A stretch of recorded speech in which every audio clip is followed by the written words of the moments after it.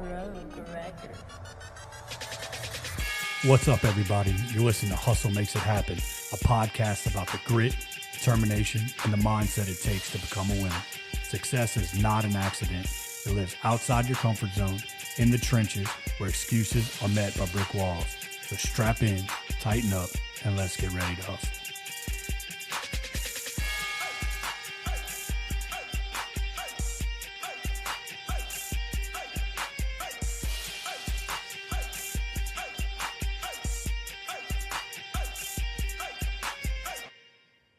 What's up, hustlers? Welcome to another episode of The Sprint on Hustle Makes It Happen, the podcast. What's up, people? What's up? So break off into these things quick. I think it's a question that every single one of you need to ask yourself. And if you haven't, you should be asking yourself this daily, weekly, and you should be working toward it.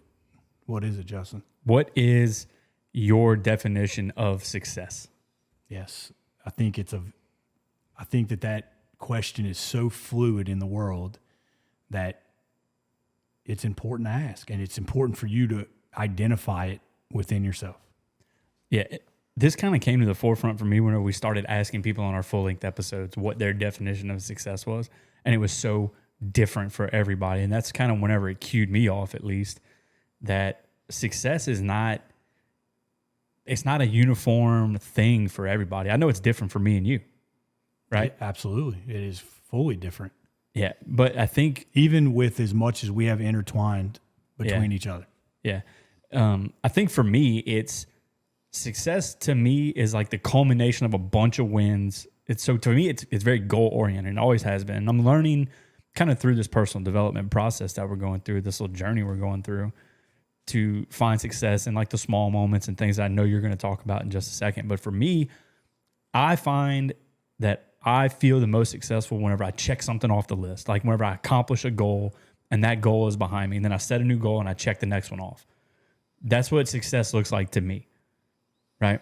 Yep. But for you, it's totally different. For you, the feeling of success for you comes in the journey and the outcomes over the long term, right? That's so different for everybody else.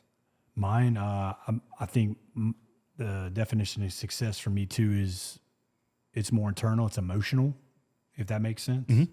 Like the emotional gratification that comes with some of the checking.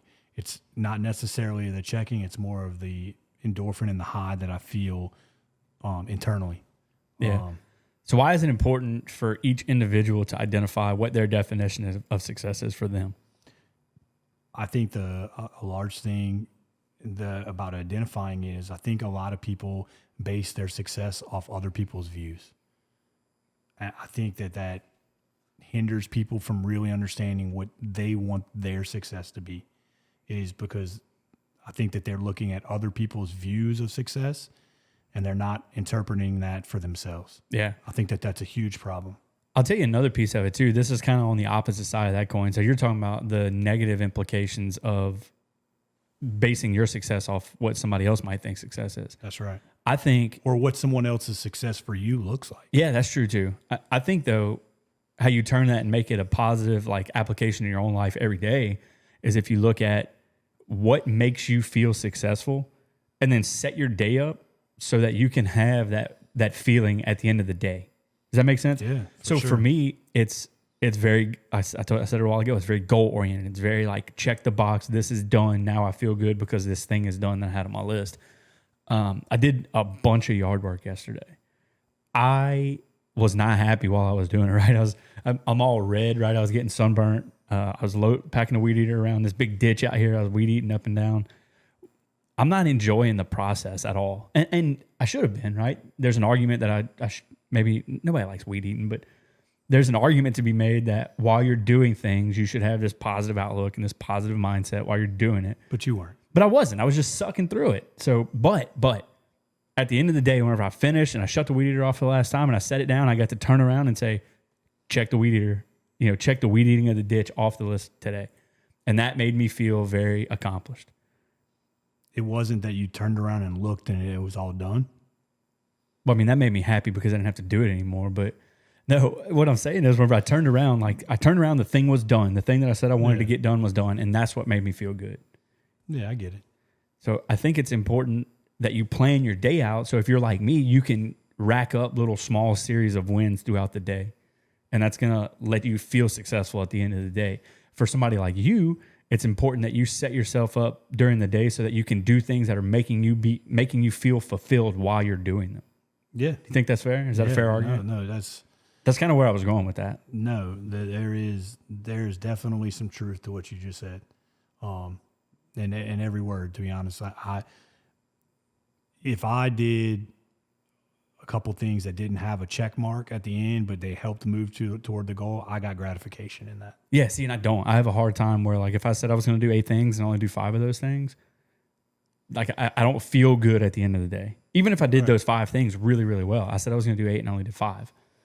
So for me, that's why, I don't know how familiar you are with Andy Frisella's power list. Like, I don't use the little journal or whatever, but I like the fact that he doesn't write something down on his page unless it's like he knows he's going to do it that day. Right. Because then if one of the boxes is missing, you lose the day. Do you though? That's right. That's the kind of the part that's up for discussion. And that's where I said in the beginning of the episode, you have to find. Yeah, but it's fluid. You got to find your definition. Yeah, you got to find it's fluid, man. These things, they fit in different jars and different boxes because we're all different. God made us different for a reason. That's what's finding your definition of success. But the key points I want to talk about is it your definition of success? Are you finding what you want success to look like?